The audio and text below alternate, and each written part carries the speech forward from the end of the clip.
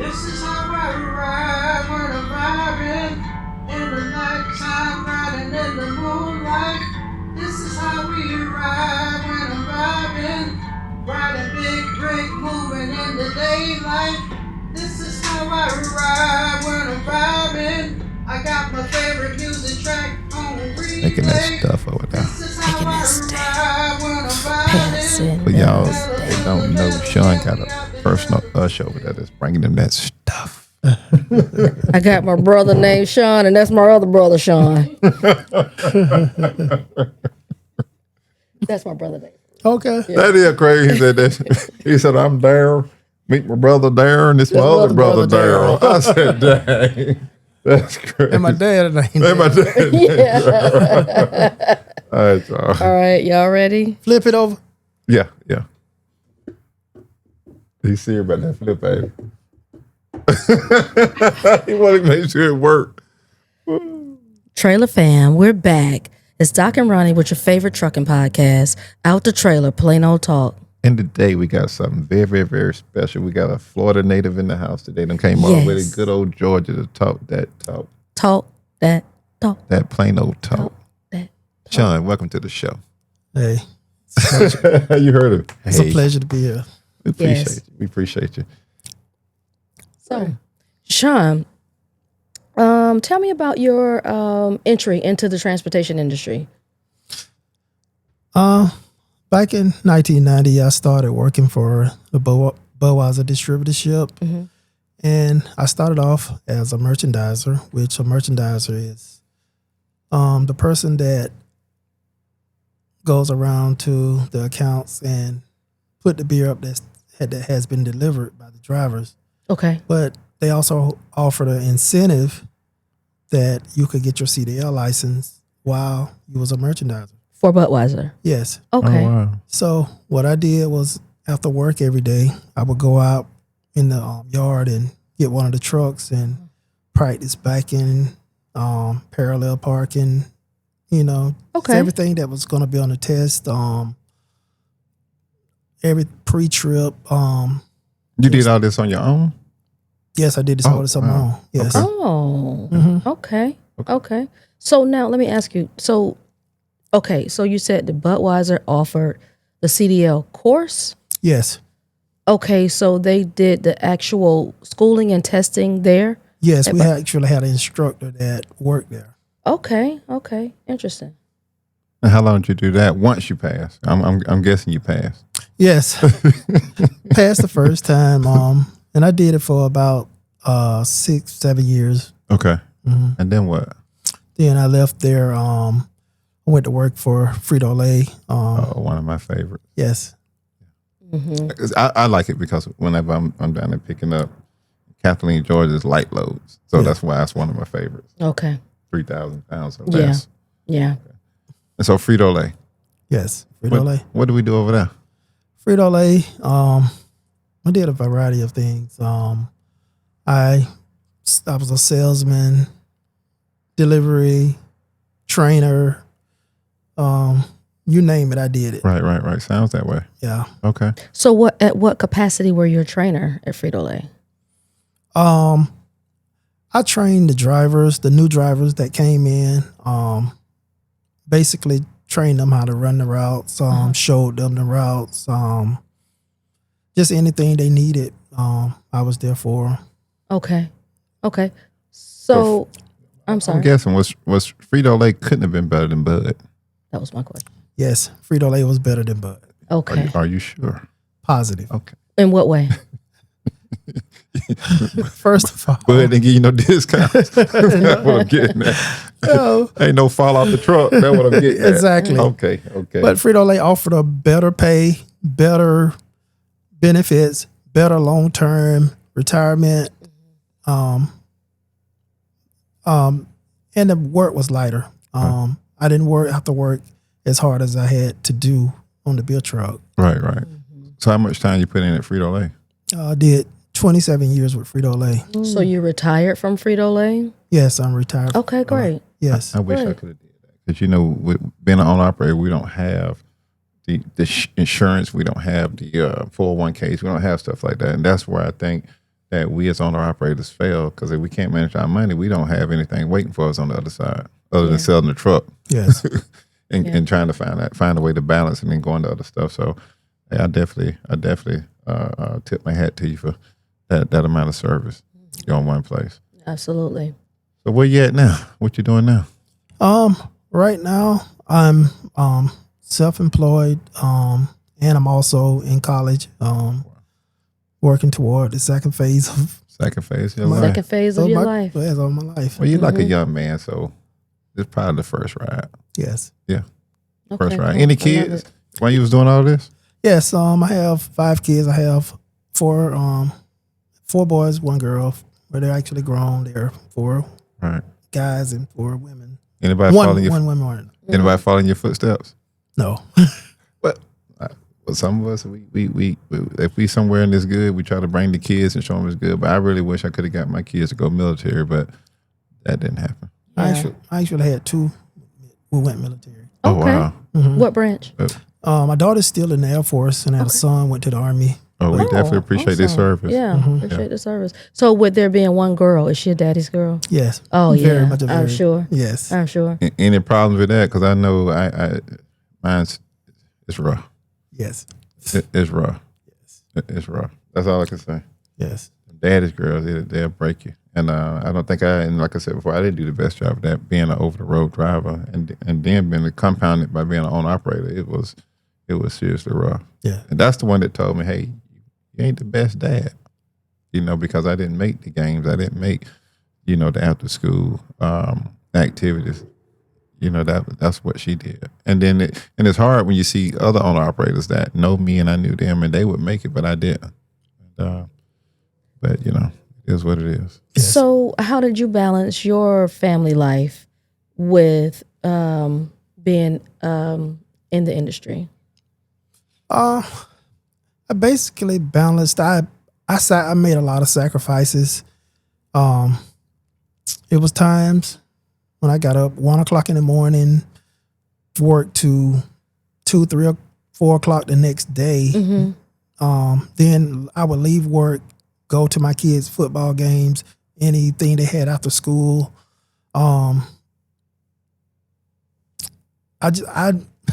I don't even really understand how I did it, but I did it. It was kind of robotic. It was robotic. Like, Yeah. I get a few hours of sleep, and it was a routine. So I kind of got used to it, but I never missed any of their stuff. Like that was a priority. They don't make them like you now. I'm gonna tell you, I missed everything. Yeah. And I'm not making light of it, but I did. And but the ones that I know that made it, them guys was on energy drinks and everything possible to just get them out. And a lot of them had heart attacks behind that. They survived, but just trying to make that ride after the fact, after that event, it was rough on them. Yeah, very rough. So the way you made it, I'm like I said, I'm tip my hat to you. Yeah, That's how appreciate it. Especially 5 kids. Yes. 5 kids. So now, do you think they realize the sacrifice you made to be there? Yes, they do. Okay. They know, I was made sacrifices. I did whatever I had to do to make sure I was there for them. Right. So yeah, they understand. Yeah, help with them. Excuse me. Yeah, help with them. No, at the time. Well, I was married up until 2012. Went through a divorce. So I never wanted anyone else to raise my kids. Right. I always wanted to be in my kids' life. So we did settlement agreement, went through the divorce. So my kids, I still had my kids, and eventually my kids ended up moving in with me, just staying with me. That's awesome. Yes. Those That's stories awesome. are rare. Yes. Those stories are rare. Yes. Very rare case. Very Yes. commendable. Yeah. Very rare. And Very rare. When I balanced it, even still, with the kids moving in with me, I was able to get up, go to work, make sure they're ready for school, send them off to school. By the time they get home, I was home. So it actually worked out. So at this point in your life, are you sacrificing your personal life because you don't want to let anybody be around your kids? So are you taking a back seat in that regard to raise your kids, or do you have a personal life? Yes, I have a personal life. I would say Right now, my kids are grown.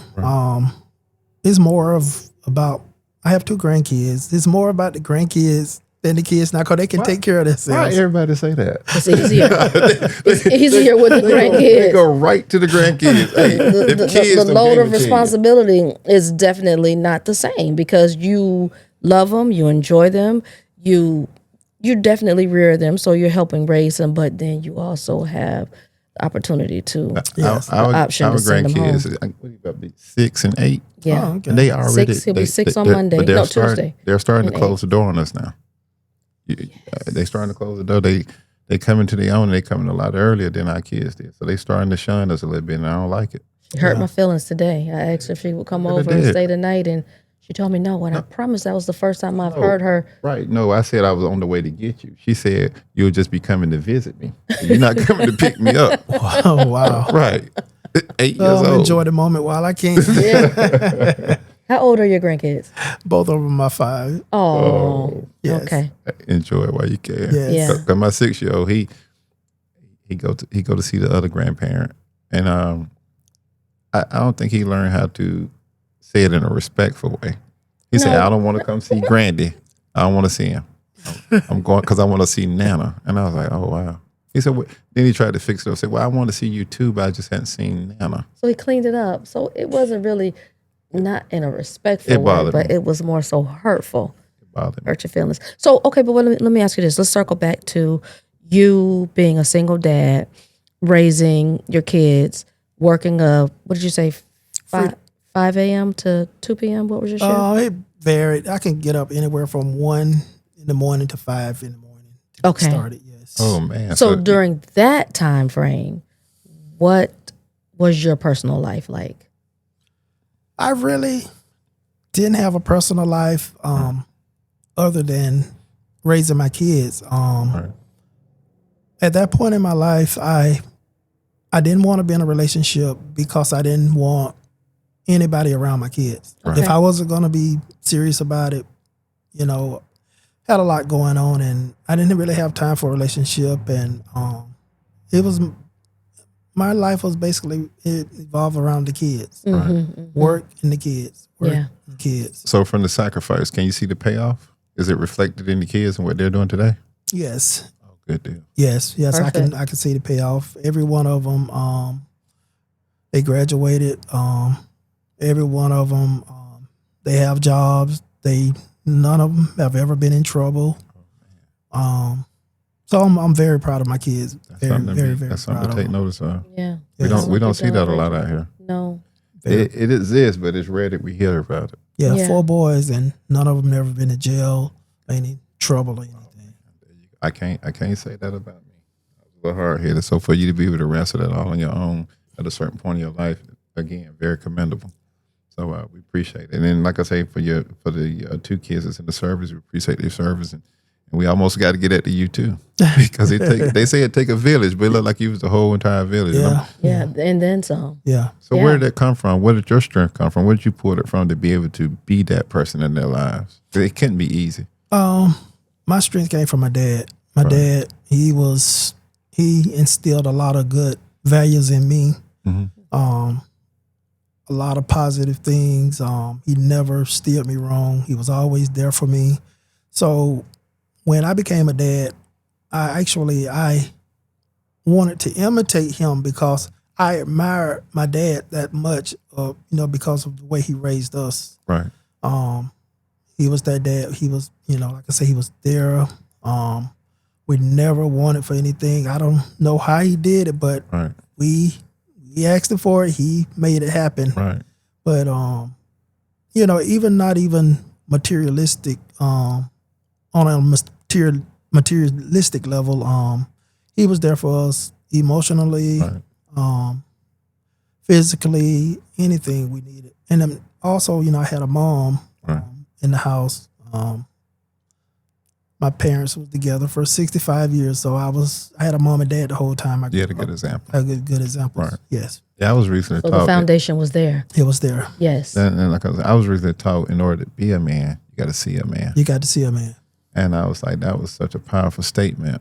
And so in my case, where you said he was there to embrace all of those moments. You don't know how he did it. That's where I like that. Because I thought if you just made the money and you provided things and those things gave you a certain lifestyle, I thought I was on my job until you got that notification from the kids like, nah, you missed that mark in several areas. And I couldn't believe it because I thought that making sure they didn't want for nothing was the key to being a good parent. Yeah. You learn quick. And ultimately they were still wanting. Yeah. Yeah. Yeah.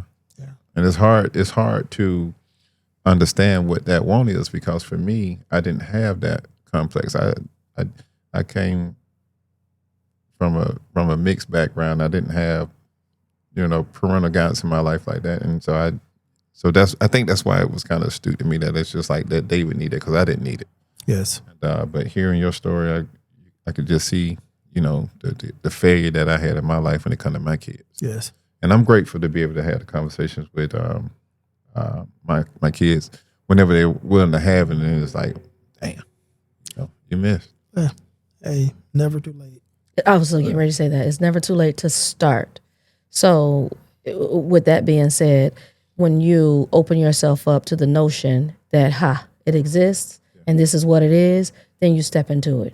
And then you move forward with some sort of resolve or comfort for yourself as well as the kids in that area. And I think, and I feel like you are willing to offer that, and you make attempts to offer that to them. Oh, it's hard now because I'm it is rough. Because they're adults now. It's hard and rough, and maybe you rub off on me, Sean. It's hard. Yeah.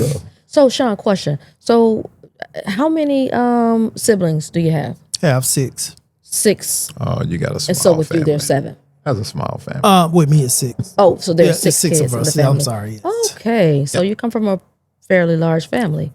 Yeah. That's large. I said fairly. That. No, I mean, compared to Sean, yours is ginormous. So we got 17, 18 with us. That's why I say it's kind of ginormous, small, right? So I say fairly large. Large. Well, I mean, it's only 2 of us, so You got to think our neighbor. I think he came from a family of 15. You know that, did you? oh yes, you told me that. So y'all get some more help. Yeah. You close to your siblings? Yeah, we're close. Yeah. Yes. That's it. That'll help. So if it was anything that you could go back in time and change, that you think would change the trajectory of your life, what would it be? Good, bad, and different. I wish if I could take back the hands of time, I would have made better decisions as a young man. There's a lot of decisions that I made because I was young. A lot of decisions I tried to make on my own that didn't always work. And I also, I was married. All of my kids are from my ex-wife. If I had to turn back the hands of time, I would have done things better because we have 2 grandkids. Right. And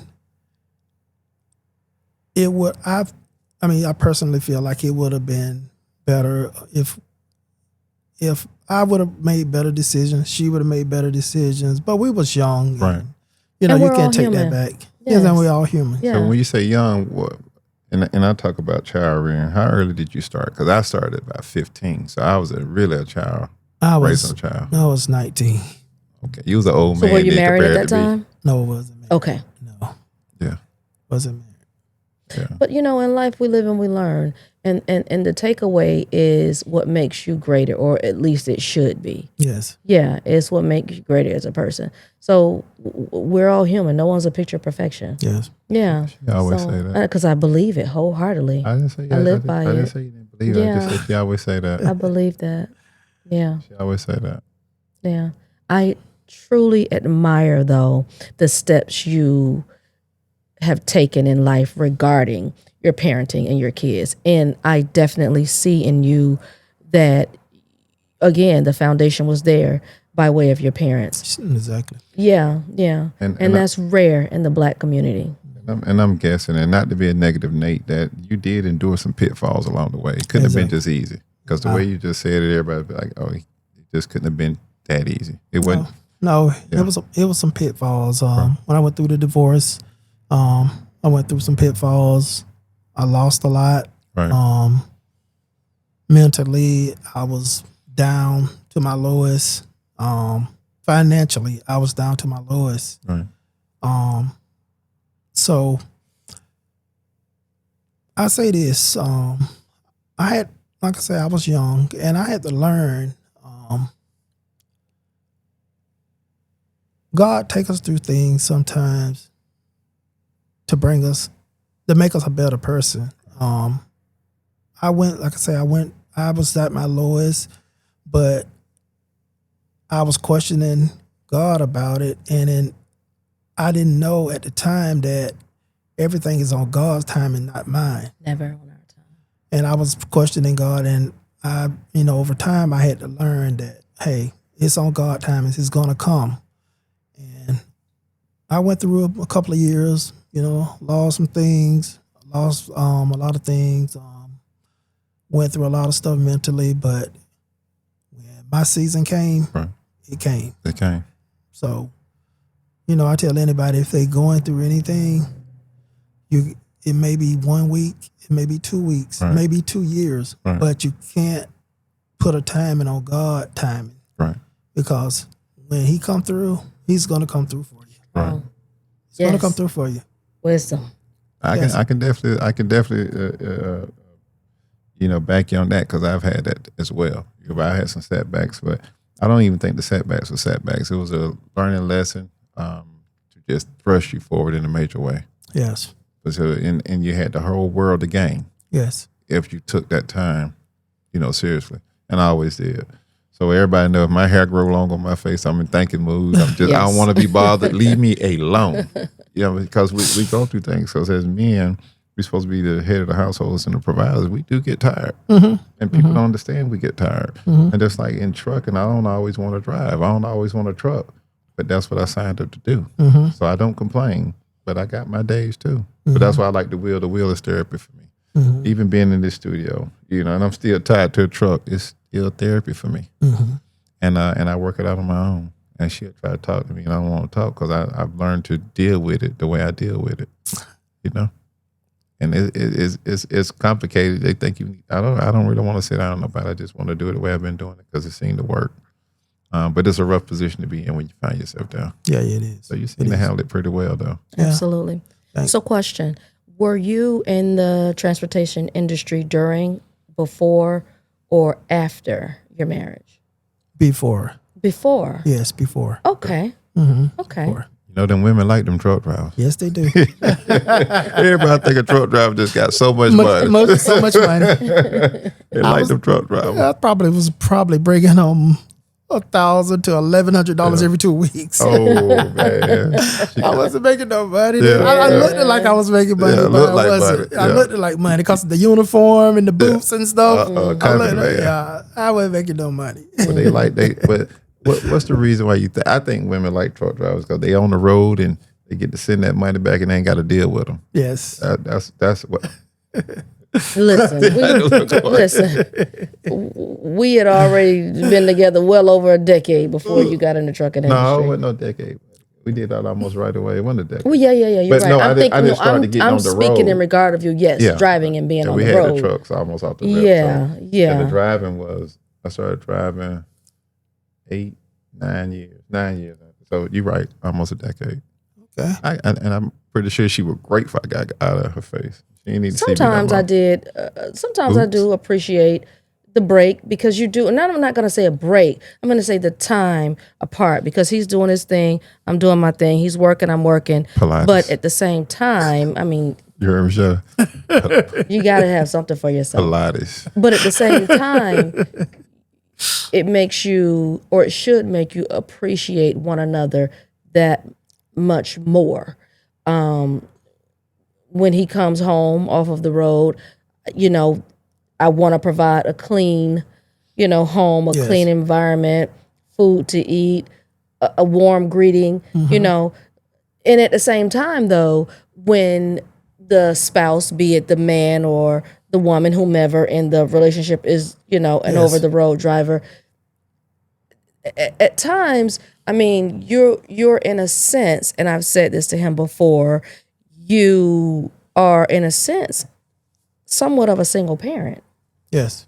So there may be times that he comes in and I'm just as exhausted because you have the games, you have the parent teacher conferences, you have the homework, you have the just the daily due diligences of life here from the home base. Yes. So that's work itself as well. Yes. And not saying that I'm taking anything away from, your mate being on the road, because I do know that that's a hard job. Yes. It's definitely a taxing job. It's Yes, it taxing is. mentally and physically. So I take nothing away from that. Trucking ain't just taxing; it's dangerous. Yes. And it is. People don't understand that. I mean, people come to work to come home, and a lot of people don't make it home. And she don't understand. Like some days, I would see accidents. Mm-hmm.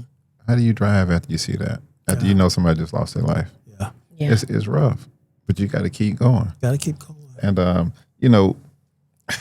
it's rough, but I love trucking.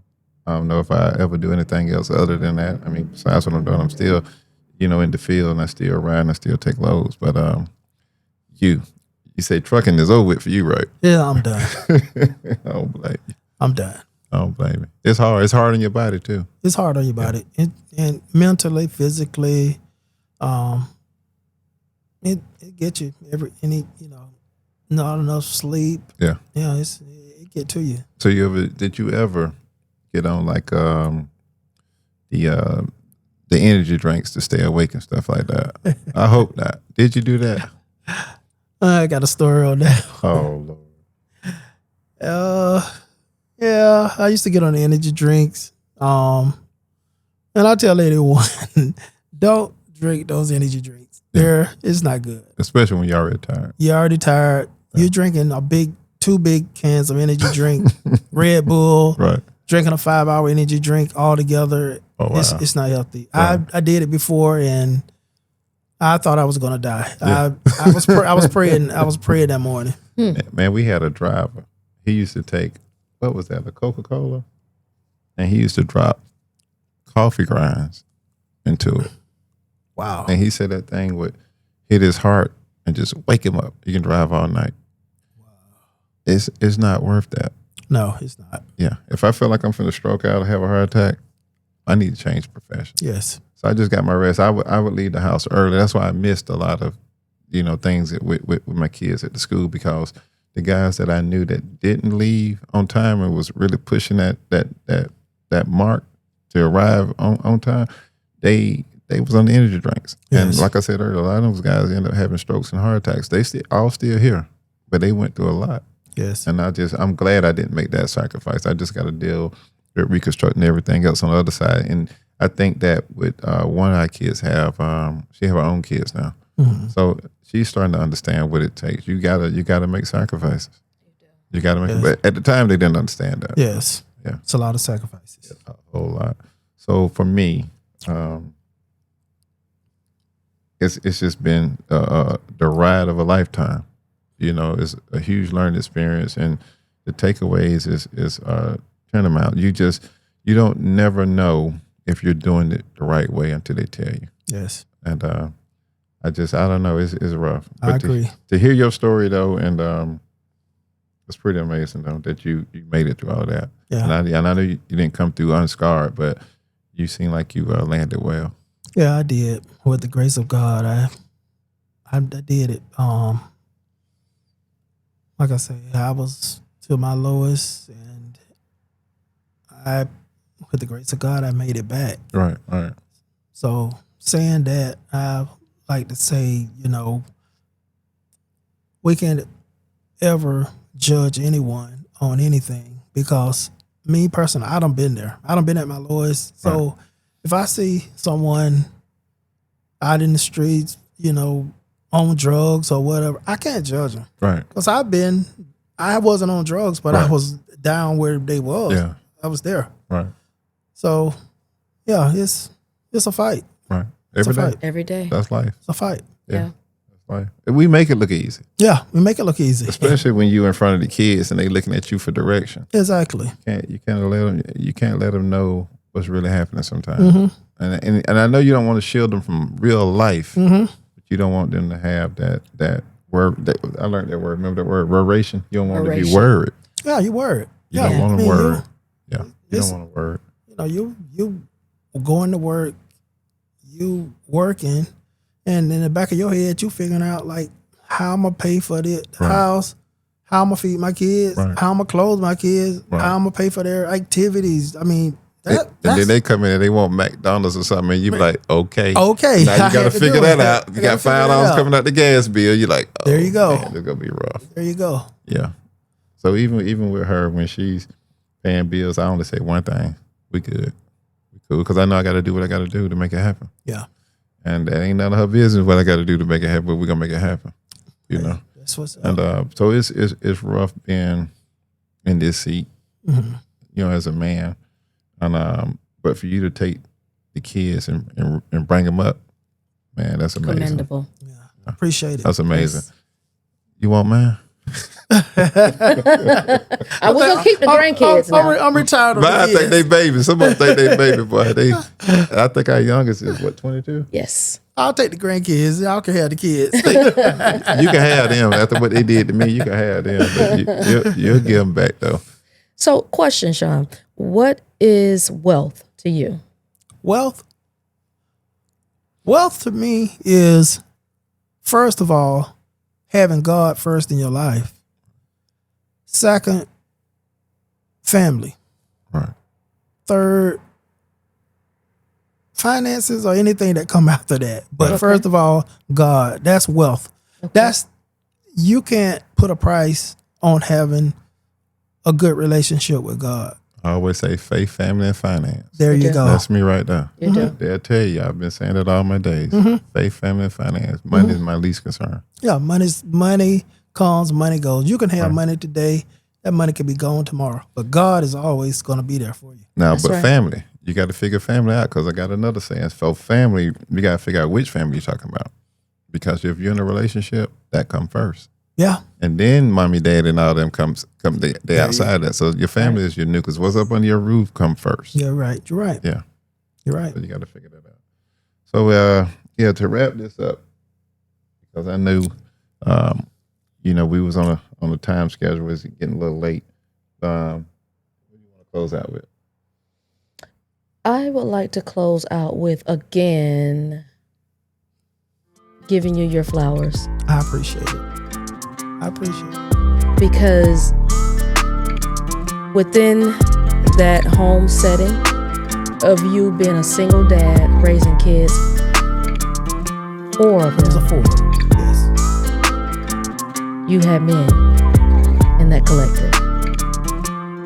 And if for you to say that none of them have been in any type of trouble, they all graduated, they're all doing well, you've contributed that many more great men into our society. Exactly. And for that, I thank you. I appreciate it. Yes. We appreciate you being here. I Yes. appreciate y'all. Absolutely. Thank you.